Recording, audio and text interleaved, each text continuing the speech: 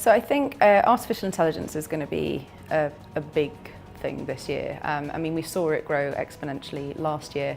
And that's not sort of AI and robotics that are all coming after our jobs. I think that's probably a bit too Skynet. But 2/3 of our clients at Adam and Eve are exploring supporting their customer service, their online service, with intelligent assistants, and that will soon become something that learns and becomes autonomous.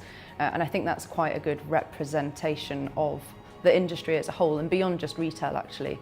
And that's driven by consumers wanting instant gratification. Essentially, technology means they're connected to whatever they want whenever they want it. And the simple matter of the fact is that a lot of brands can't keep up with the speed of life. So bringing AI in to support your business, support your customer service would probably be trend number one.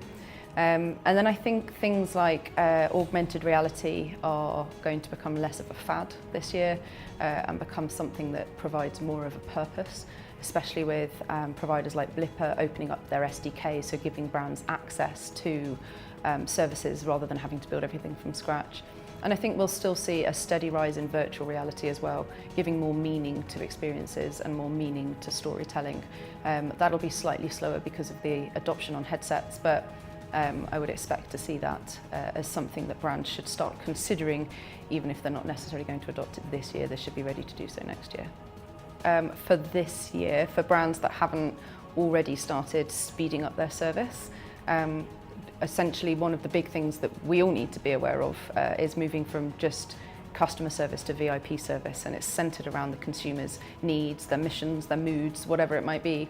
And if we're slow to respond, they'll go somewhere else because they can, because technology enables it. And so AI to support whatever your offering is, whatever product you sell, the service you sell, is pretty much a must-have.